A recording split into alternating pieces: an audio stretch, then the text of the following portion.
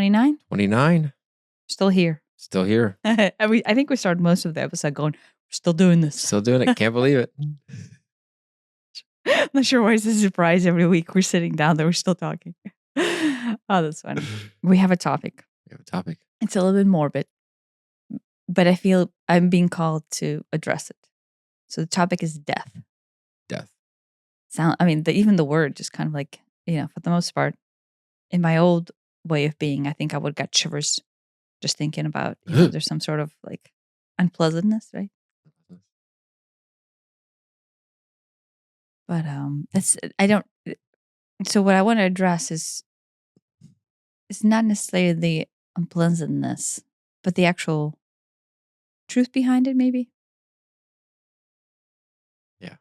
We know a lot of people who know a lot of people who are either have recently. We know a lot of people who know a lot of people. I mean, that's a statement. Two degrees out. I don't think we know anybody personally who's dying or who has recently died, do we? Not yet, no. Not yet. Just a matter of time. Well, I mean, we have had, relatives and yeah, but I mean, it's where I was going is it seems that in the last few months. Mm-hmm. It's 2024. Yeah. A lot of people we know have a lot of friends and family who are either dying or who have recently died. Yes. And I kept on saying this, and I think I've said this before, like the Brave New World episode, I think I addressed this. But it is some people have referred it to like an exit period. Like everybody has exit periods, like opportunities, I guess, like to where by exit I mean death. Like, right, you decide to exit from this world. Right. And it's not necessarily just a near-death experience. It could be just dying. Yeah, I mean, it could be, you're driving down the highway and it's not like even necessarily a conscious decision to crash or not crash, but it's like that, Oh no, I'm not talking about death. Exit is not suicide. I don't mean it as I don't mean it as suicide. I meant like an accident. Yeah. Like but your higher soul already has this as a plan. Right. And then thus, however you decide to go out with it, that's kind of like up to your awesomeness. Right. I mean, it isn't even, your fault. It could be some semi comes into your lane or something. Yeah. But yeah, so maybe we'll start with this. I think we are afraid of death a lot of the times because in this reincarnation, we do not remember what the truth actually is. Like what we actually, right? Because in this reincarnation, we think this is it. Like the entire existence of my being is here and now. Right. We are so married to this meat sack of a body that the dissolution of this meat sack of a body, aka death, that's it. That's the literal end of your being. Yeah. That is what everybody. Well, hence the fear. Yeah. The fear is like, you're like, well, I don't want to not be. Yeah. No, right? I mean that is the primal fear of everyone is to cease existing. Mm-hmm. And everything we do, probably everything we do is in order to, prevent that. Yeah. It isn't always successful. Getting addicted to heroin is not necessarily successful at preventing death, but at the same time, it prevents these bad feelings, which are kind of linked to death in a different way. Mm-hmm. So, you get something out of it, mm-hmm. but it doesn't mean it's, necessarily the right choice. Yeah. I guess if there's a goal, right? The goal in life is to acknowledge everything that we are afraid of, right? In order to bring it up to surface. Mm-hmm. And one of the, lowest hanging fruit is death. Yeah. Or the fear of death, fear of dying. The truth is just fear of unknown, right? Because we have this opinion that there will be no us past death, right? We don't know, right? And I know religion has the concepts of heaven and hell. That's another thing I wanted to address. Something that came up yesterday. I'm like, oh, I should talk about that. And thus, right, like because the entire thing is unknown and nebulous and thus feared. Yeah. We live our life truly not living our life. I think it was on Instagram yesterday that I saw Jim Carrey's Was it graduation speech? graduation speech. Yeah, what are they called? The name for that? Is it commencement speech? Yeah, I think commencement, right? And he talked about, it's either we live in love or we live in mitigation of fear. Or wait, Yeah. Fear, which he worded as, he worded it so well. He did word it well. Fear disguised as like practicality. Practicality was what the word he used. Right. It's like, and to that extent, I would like to make a distinction between being afraid and being careful. Right. It's like you don't have to be afraid of traffic, but you should be careful and not play in the middle of the street. There's, Mm-hmm. I am not afraid of getting hit by a car outside of my house, but at the same time, I don't just go lay down in the middle of the street. Yeah. But no, but there is a lot of fear disguised as practicality. Yeah. Yeah. Oh well, we better sell of our stocks just in case the stock market goes down, or we better, hoard a bunch of food just in case. Yeah, we could relate to that. The zombie apocalypse happens, well, or I don't think it was a zombie apocalypse. In case whoever gets elected, we better do this. It's Well, no, it is fear, right? Yeah. You have to acknowledge fear, and then practicality could be practicality, right, but it's a lot of times fear disguises practicality, right. And that's not saying that having extra food is a bad thing. That's not saying any of these things are inherently wrong. It is just like everything else, the other recurring theme of the podcast. It is kind of like why you're doing it, what's driving it, what's the charge behind it. Yeah. But I mean, on rare occasion where we are, there will be a snowstorm, and when there's a snowstorm predicted, whether or not it happens is a different story. Oh my gosh, we're gonna get 2-3 inches of snow. The grocery store is cleaned out. There's no more bread. There's no more eggs. There's no more milk. All these things which are going to go bad quick anyway. Makes no sense. Everybody freaks out and starts hoarding this stuff out of a fear that they're not going to be able to get it. Is that still the case? I guess I don't know if that happens. We don't go to the grocery store very often, so I don't know. But that was absolutely the case growing up. It was nuts, and my parents did it too. We would, oh my gosh, next Tuesday it's going to snow. Let's go stock up. But that's completely out of fear.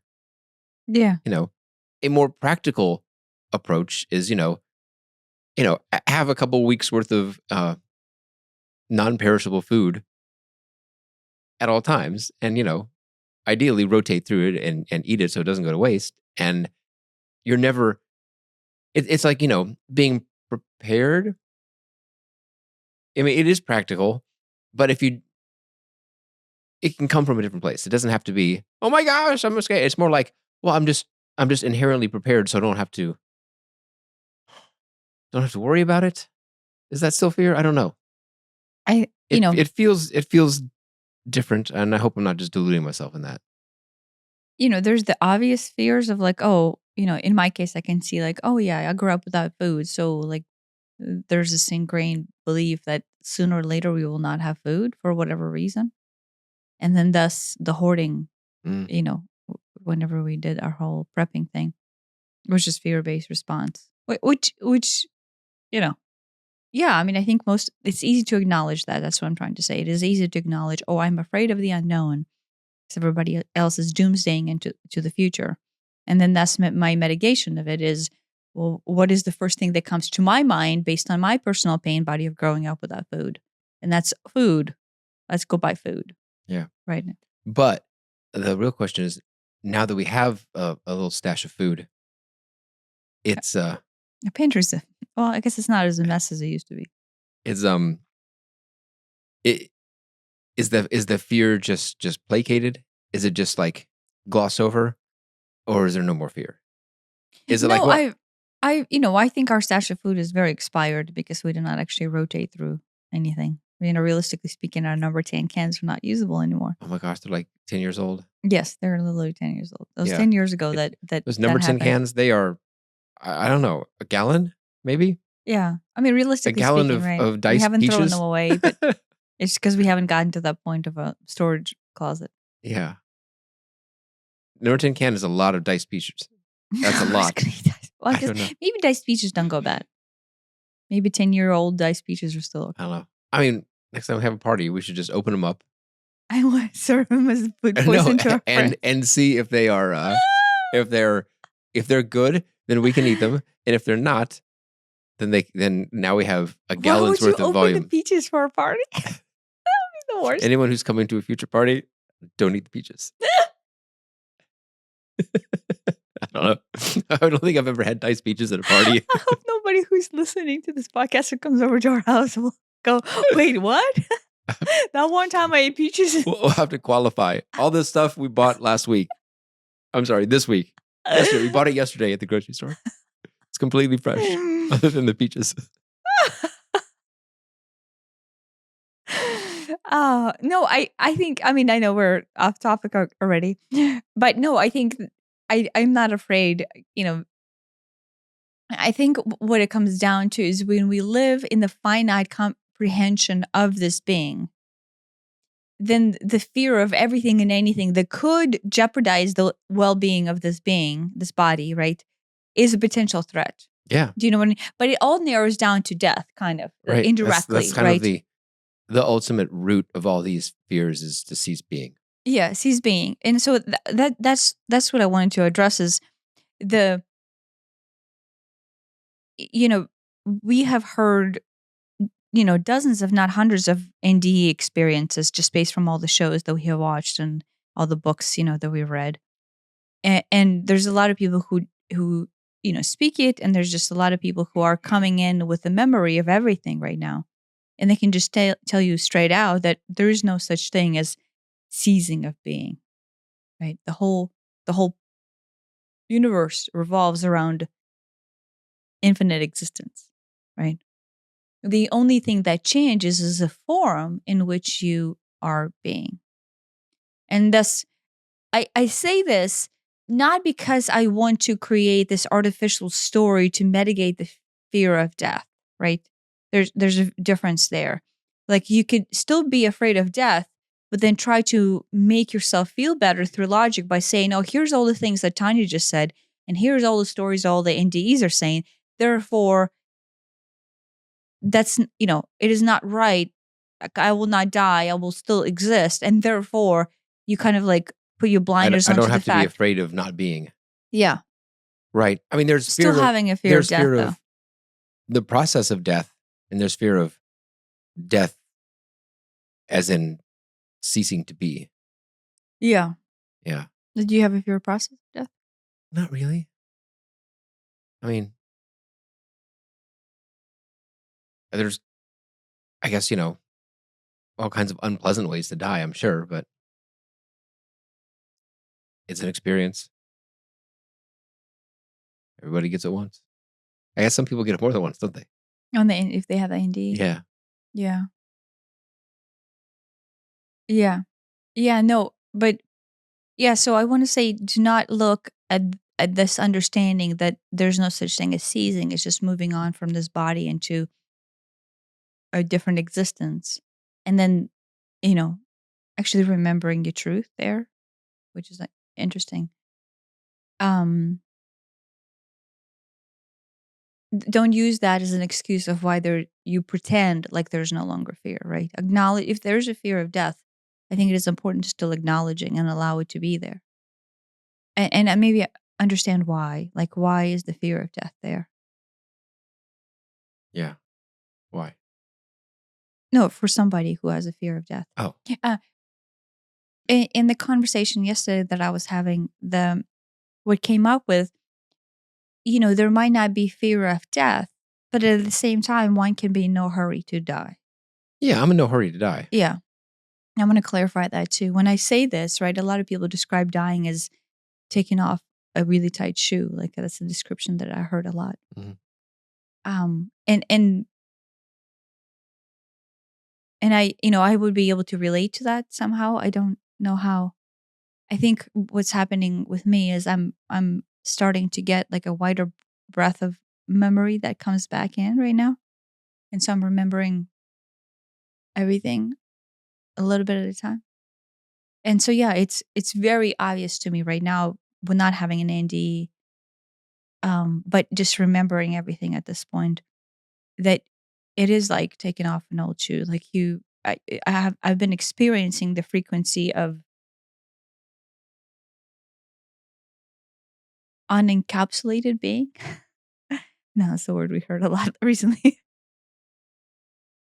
And it is just uninterrupted flow. It's almost like there's this uninterrupted flow of existence. And then what this is this container, this very defined container. And so what we feel as us, it's very obvious right now that it's a container. We are feeling ourselves as a container. Yeah. But quite literally, container means not one with the truth, right? Like the barrier or the veil, let's say, I think maybe that's what people refer to as the veil, is this energetic space that is the container that is our perception that then travels down into this form. And then this form is perceived as an individualized separate being. Because that is how we hold experience in this reincarnation. And so, yeah, it's very obvious that this is not our using the word true would be the wrong word. Base reality. Our actualized, our being, our actual being, like the truth of our existence, right? And this is just a very finite interpretation in the form of this containment. Yeah. It's just I was going to word it differently. No, I lost it. You said base. Yeah, that's not the right way to word it.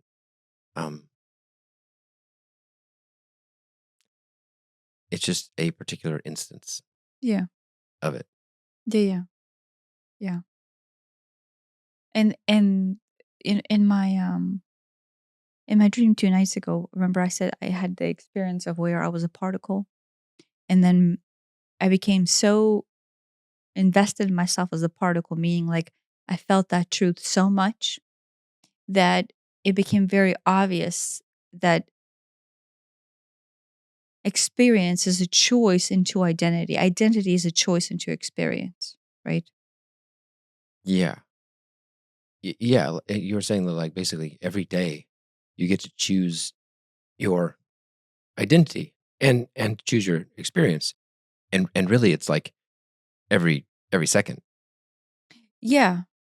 Yeah, but what became very obvious is that separation between us as being the particle, as being the being of, complete existence, I would say, like in that as a particle, I was complete in every way possible, right? And then it became very obvious what it means to choose to go into an identity. It was very much of a choice of like, oh, here's my dive in. And what became very obvious is the set of beliefs that determine the parameters in which this identity then becomes into existence, into fruition. And the obviousness of how our belief, right, is very much tied into the identity of I. And it's very malleable. Like I want to point out it's extremely malleable to where, you could say, oh, I can believe this or I don't have to believe that. But that is quite literally the identification, the story, the entire play of this Right. body. Your collection of beliefs is your identity. I mean, that's not a bad definition for identity at all. Yeah, but right, in my case, I experienced that it's so realistically, what's the word? Vividly? Vividly maybe, or starts with M. Um, that it was very obvious. It was very obvious that, oh, in this moment, I'm a particle. And I was having a hard time actually going back to anybody. I was struggling because I got woken up abruptly. um, and then I was in that like state of like, wait, I don't remember who I am. And I was struggling. I was like, wait, where do I go? Where do I go? And I remember when I ended up in San Francisco and I got freaked the Yeah, fuck yeah, out. yeah, yeah. Yeah, this is not dissimilar to that. To where, like, in this case, I am a particle, and I don't like I almost like Yeah. I was struggling to to choose a way or to find the variant in which I was coming in as. And so then I woke up. I was still in that like groggy state of still remembering Yeah. what it is like to be a particle. There's different types or levels of dreams, and I sometimes it is like literally as if your spirit was not in your body, and then you woke up and it's kind of like, oh, I better get back, and it comes back in, and it's like, you know, trying to figure out, wait a minute, how do I work this thing? What's going on? Mhm. It's like that, and I don't know.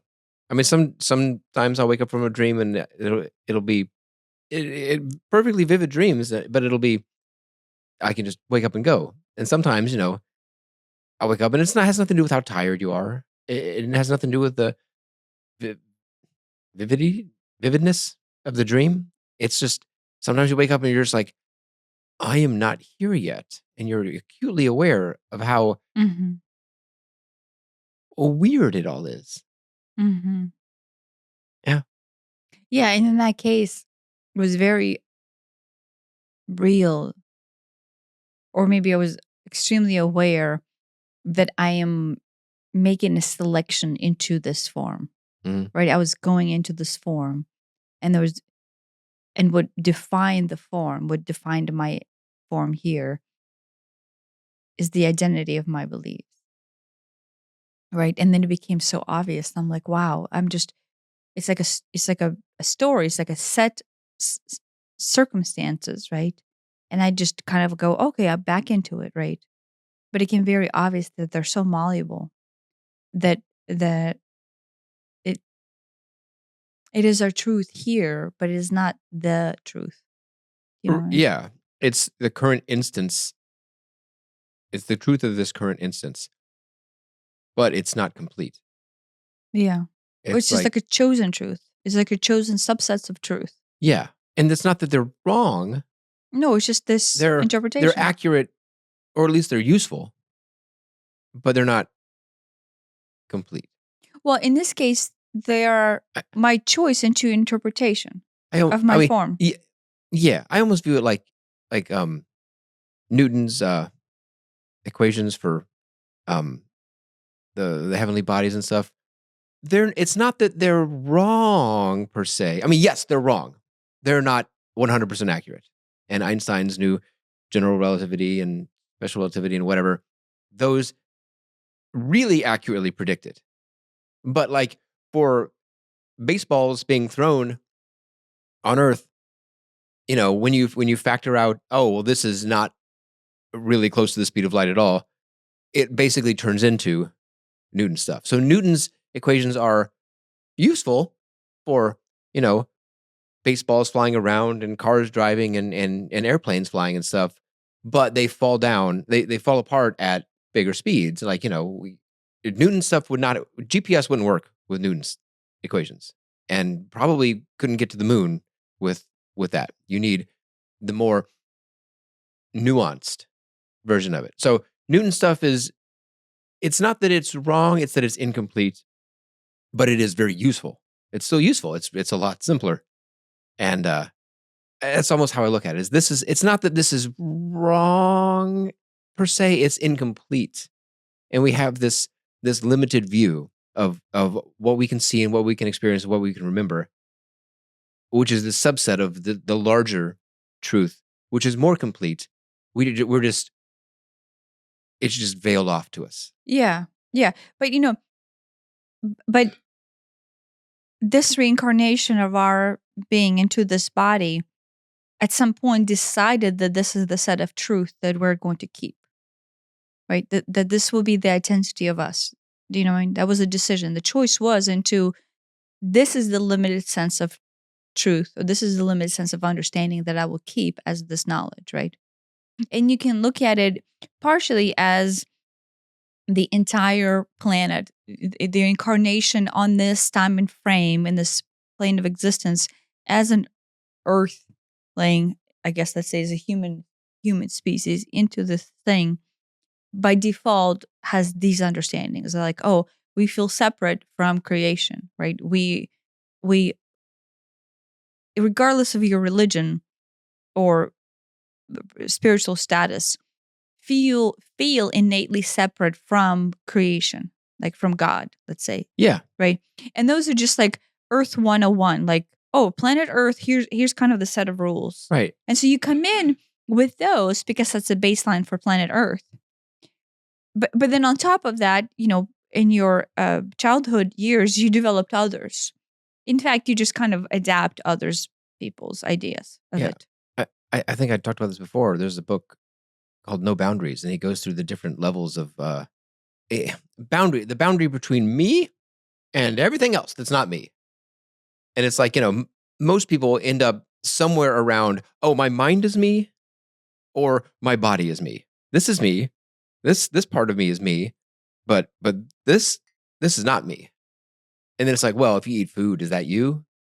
Like, well, it becomes you, right? Maybe, kind of. It gets a little wishy-washy, but there is this graduation out of that where you no longer sense that you, quote, you are limited to the boundary of your skin, and you connect with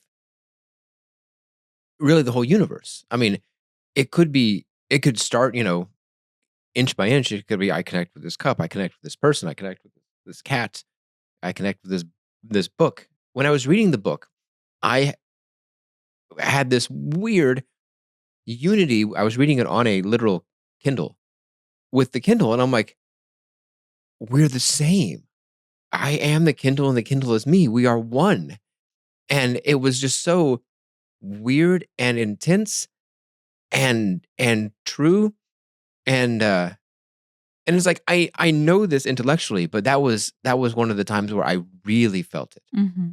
And now ayahuasca can make you feel it, mushrooms can make you feel it, all that. But humans, part of the human condition is that through our waking life, that is just not something that most of us feel. Most of us have this boundary of, inside of this sack of skin is me, and outside is not me. Mm-hmm. Not me. You're not me. Yeah. I don't remember where I was going with that. No, that, I think it used to be when we came into Earth, that was 101. You come into this form and you're separate. Yeah. You're separate. You're individualized. We feel it. And we feel it so innately. We know it. Yeah. I mean, it is just kind of like this, we almost like at some point, especially when we I guess what is the age of 7 that we exit a theta and the delta state, or theta and a theta and delta, and then go into the beta alpha. Yeah. Like some theories is then you sever the cord with the knowing, right? Probably age of 6 or 7, right? Yeah, because theta and delta are the imagination. Yeah. Brainwave states. Well, we say imagination as if imagination is as if it's make believe and pretend. But you're more it's connected. like you're connected to your essence, right? It's like just like in dreaming. It's like, right? I mean, modern science would say the dreams are just some sort of fabrication of the literal brain. Yeah, I don't think that's how brain works. I don't think. Yeah. Yeah. No. It's very obvious to me that the more we live, that the amount of communication that I get in my dreams, because I go into that theta and delta state, that allows me to receive messages and then to know things, and then like innately feel what it feels to be this or to be that, and then the transitionary state in between. That is what I think is extremely important. Is the transitory states are very important to know or identify. Which it's almost like we have spent the last hundreds of years talking about concepts of this or that, but we have never spent time talking about the transitory state to and fro, right? And then Do you know what I mean? I think that's important. And then identifying how do we go from believing they were separate to then n- to like truly feeling that we're not, and what is the set of rules or circumstances that come into play in between one state to the other. Right. I mean, and that's in a sense that's the job or goal of religion is to help guide people that way. But I mean, I think rudimentary understanding of the start of religion was how do we keep the spirit alive? How do we keep the connection yeah, unsevered? yeah, But then, we have lost that it's long ago. yeah. A lot of mainstream religion is something else now. So maybe like looping back into the death, most of the fear of death is actually originated or being propagated through religion, Right. I that mean, through hell, yeah, a right? good you die is a good chance you go into hell, Yeah. right? Well, a conversation I had yesterday, somebody brought up and then same, we talk about Catholics, the same thing, right? The whole idea, and I don't remember a few churches is this, the whole idea is that you're a sinner, you're born a sinner, and then you are basically going to hell, period, unless you repent. Well, Is I that mean, Catholicism and I guess other branches similar have the idea of original sin. You know, thanks to Eve, the woman, it's all the woman's fault. Every everyone has inherited that, and it's unclear if they inherit only that. I don't know. Someone probably knows if they I inherit only think that, or if they inherit that Eve plus da da da da da da, da plus your grandmothers plus your mothers plus yeah, if all but that all of sin. that is But that's misinterpretation but that's the reason that babies are baptized really quickly in the Catholic tradition is to wash that sin away really quickly on the chance that they were to die an infant. from sin. Well, to die if they were to die You'll go to unbaptized, they go to oh, hell. okay, So yeah. we hurry up and baptize the babies just in case they die, so that the babies go to heaven. Okay. Yeah, so the whole concept of hell and sin is a fear-based concept that is inserted into the culture, and it creates a lot of unknowns in this life. Right. Do you know what I mean? I mean, yeah. And so there's a lot of right, if any religion or any belief or any structure is out there in any way propagating more fear as opposed to innate connection to oneness within, right? Or like oneness between us, then I would say it is doing the opposite of what the intent of the original religion was, or the original initiation into that religion is, right? Yeah. Jesus' intent was not to propagate fear, right? Um, Buddha's intent was not to propagate fear, right? Like we are not meant to live in fear. The whole premise of this earthly existence is for us to shut off the veil that keeps us disconnected due to fear, right? The fear creates the veil, it is a propagation of the density that actually makes the veil real to us. Mhm. And thus, it's almost sad to say religion has disguised itself. And I guess I'm making brushstroke statements. I'm not saying all religion, but a lot of the religions has disguised itself into love and light, right? But in actuality, is breeding evil. That's a really Right. harsh I mean, statement there, but I think there's the religions, like you said, I think started out with the good intentions, but then as power and money and control start to take over, it evolves or devolves into something very different than the original intentions of the founders. mhm. Yeah. And Yeah. let alone oh well, I think this and you think that, so there's this fissure in the church, and then Yeah. oh, now there's the Eastern and the Western Orthodox churches, and then there's the Yeah. Protestants, and there's this and that. But to look back, like the dying with it, right? Depending on how much time you spend researching or like actualizing what it means to die, has all of these unknowns and fears within the concept. Right. And I think that's why what happens after death is a big thing in most religions, is to help ease that fear for people. But they created hell. Yeah, but that's, I think that's a control thing. It's like, well, No, now guess but the what? control You got thing to do what we inserts say. fear, right? Sure. The fact that you're laying on your deathbed questioning whether or not I'm going to go to heaven or hell, right? Let's be honest. If you believe in that concept, that is not a question that you wouldn't ask. Like, have I been good enough in this lifetime, and where would I go? Now, I'm not saying there's not a benefit to evaluating your lifetime from a clear standpoint of like Yeah, but mortality. that's different from That's different than I'm I'm terrified of afraid. going to hell and I need to, Yeah. you know, Well, make up. Yeah, at do that point something, is make up for it. what's the repenting looks like when you're on your deathbed. You know what I mean? There's you know what I mean? But what's driving you there, which is the ironic thing, is the fear of death, right? You're on your deathbed because you're afraid of fear of dying, and then the- like I don't know if that ever clicks with people.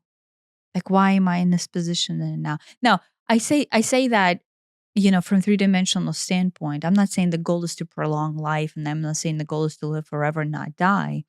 So, your soul contract unto this earth has a very distinct exit point that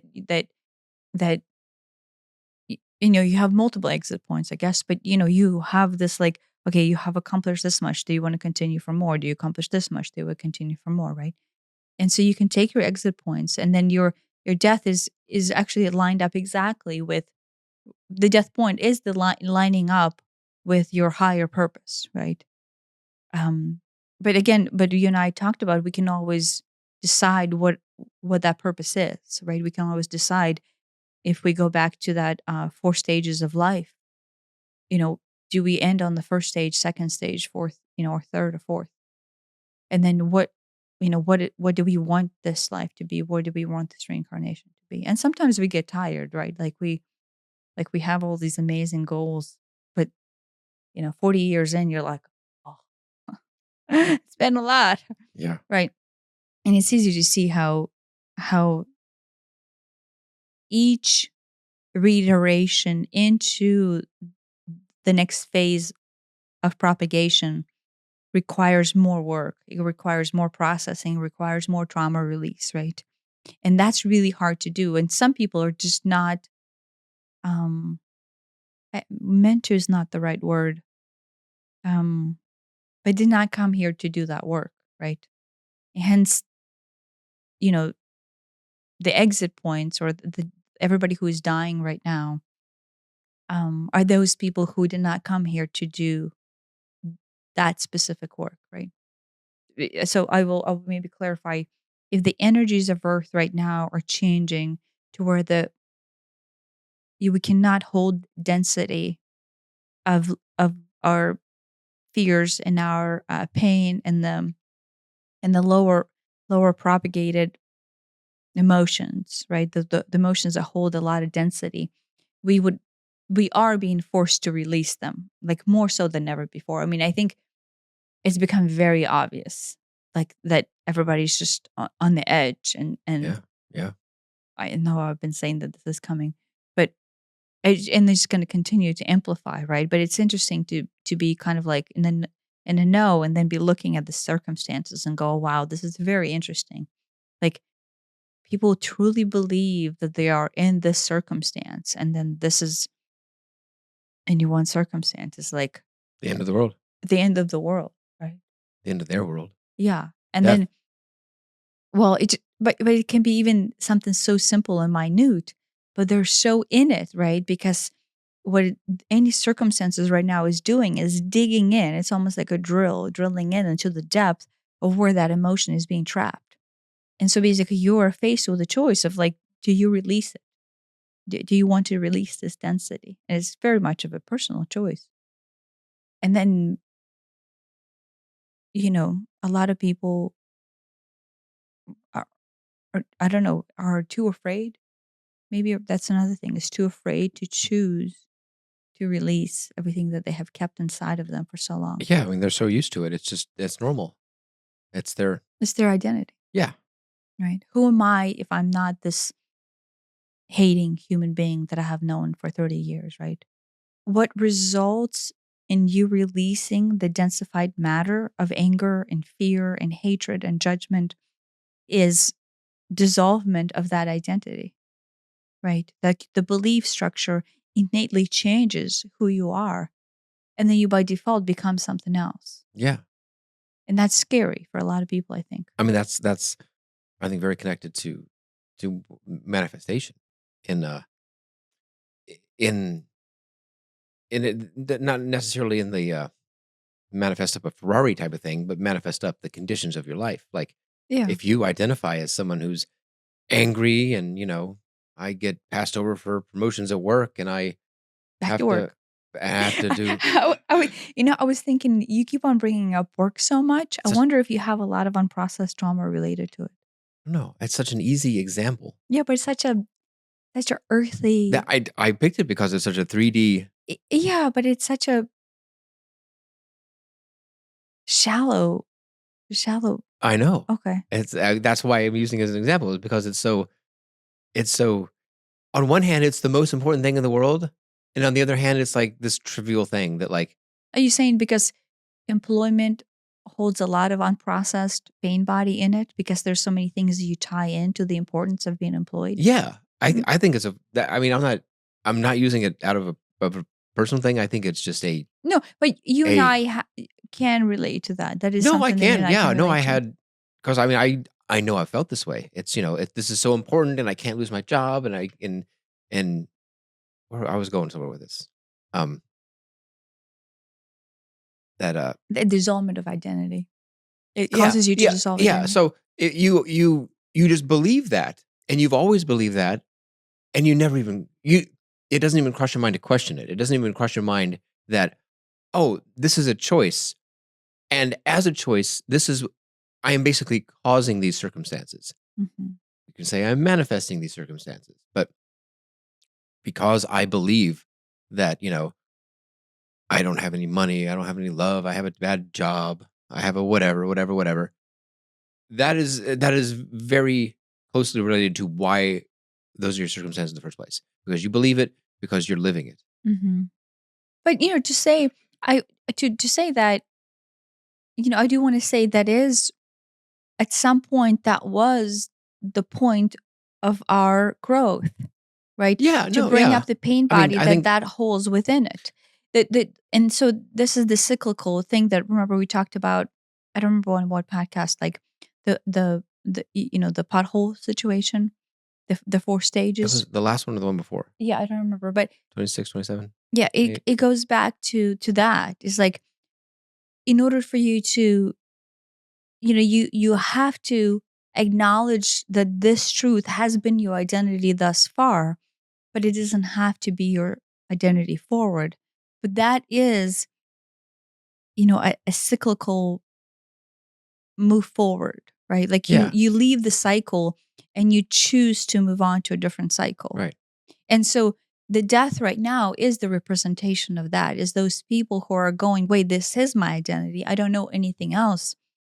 And you almost have to die and rebirth in a three-dimensional form. Not actually die, but your identity, part of your identity. Metaphorical death. Yeah, metaphorically, you have to die in order to rebirth. And some people, you know, it's funny because we are even afraid of metaphorical death. Yeah, right.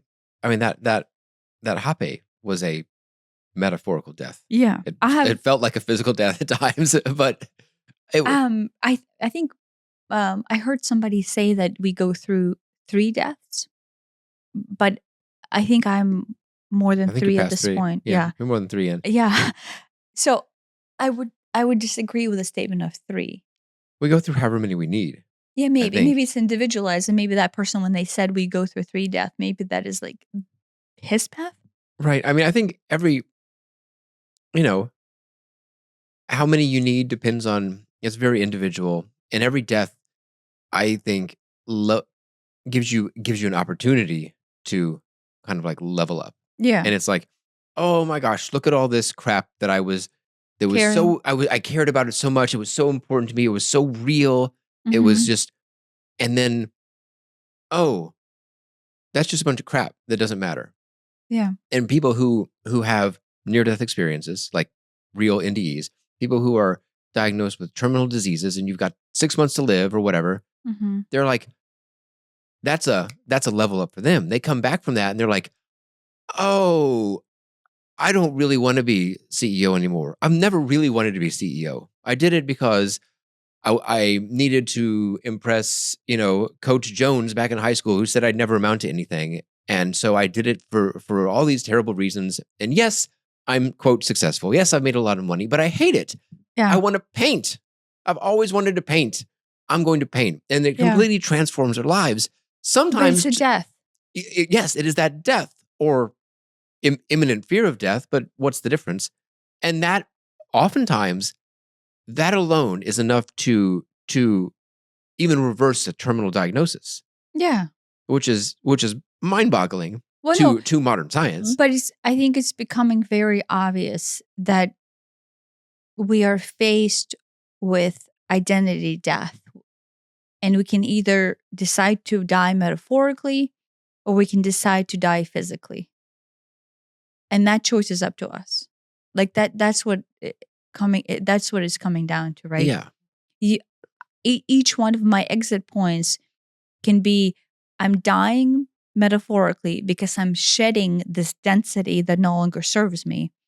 But if I'm not willing to shed that density that no longer serves me in this physical form, then that leads to me dying physically. Yeah. Do you know what I mean? Yeah. It's like, here's your option to do it the less dramatic, less maybe painful, less. Well, no, here's your option to continue to, and when I use the word upgrade, to shift this particular instance of life. Yeah.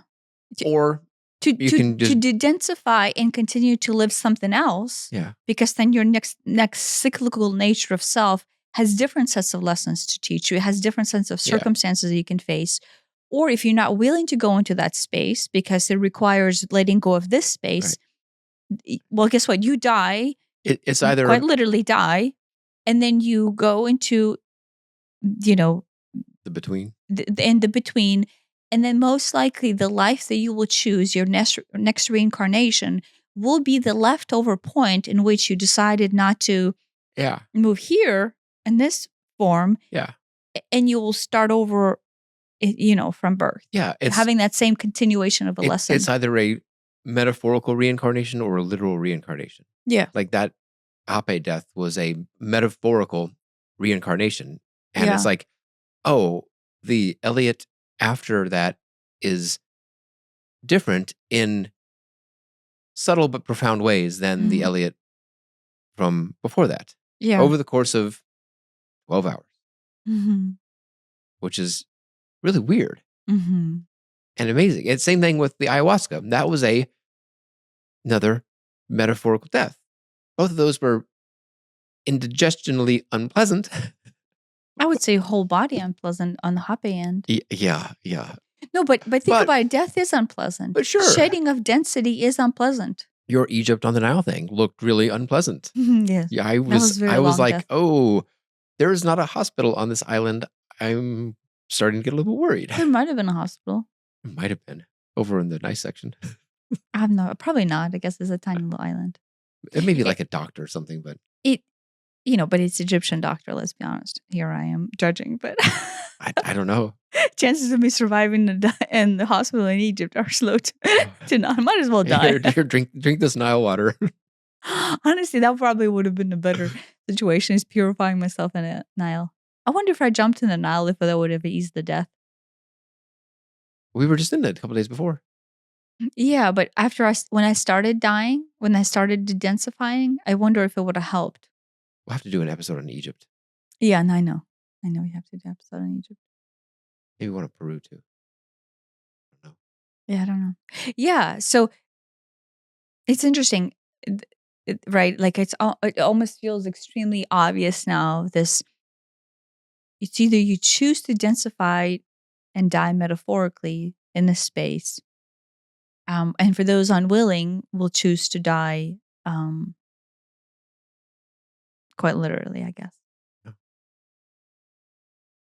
Yeah, and so right now the exit points are very much all the people who have never had this part of their plan, or who are choosing not to go in to densify physically. Yeah. You know what I mean? And then thus you know, their choice and their awesomeness of their deaths just depends on what that fear looks like, right?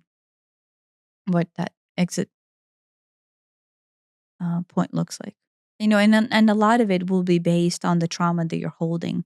So initiation point of your death would correlate to the organs, quite literally physical organs, that held in the trauma that you have an opportunity to release in this point out of that organ system, and then any organ system then relates to it and then propagates that energy forward. um or you will be, you know, your cause of death would be that organ. The failing point is that organ. Yeah. Like, back to Louise Hay's list of, what causes different ailments in the body. Mhm. There are, like, if you have a problem with your leg, it's like literally moving forward. You have a problem with your throat, it's literally your voice or Speaking your mind. speaking or something like that. Yeah, feeling like you have a voice. Yeah. It's Yeah. or if you're having trouble hearing, um, it's you just don't want to accept things. You don't want to hear things. Mhm. We've known a couple people who've had hearing problems that it it seems quite accurate. Yeah. Right? Yeah, the stubbornness of your way of being doesn't allow you to hear Yeah. Anything you somebody don't want to else's side. hear. Yeah. Yeah. Yeah. Yeah. Yeah. And those, you know, you spend your life not hearing. No, they're the and, you know, that's kind of like an amazing gift of this world is everything is very literal and it's not complicated, right? It's like you know, it's not rocket science for you to figure out what the root cause of your particular situation is, right? The only difficult part about it is, do you want to dig deep inside in order to actualize it out and admit to it on your own being, right? Yeah. It is, you know, it is easy for somebody to say, "Oh, well, you know, if your knees are having problem, you feel like you're not moving forward. So what is causing that innate feeling? Like, why are you not moving forward? What is it in your Yeah. life that you feel like is holding you back?" Right? And it's easy to say that to someone, but it is very in an individualized and personal journey Yeah. to go Yeah. inside to dig that out Yeah. Yeah. because it'll probably hurt like hell, Yeah.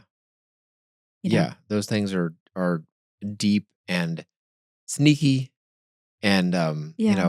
oftentimes come from childhood and yeah, they suck. No, yeah, they suck or they suck the life out of you.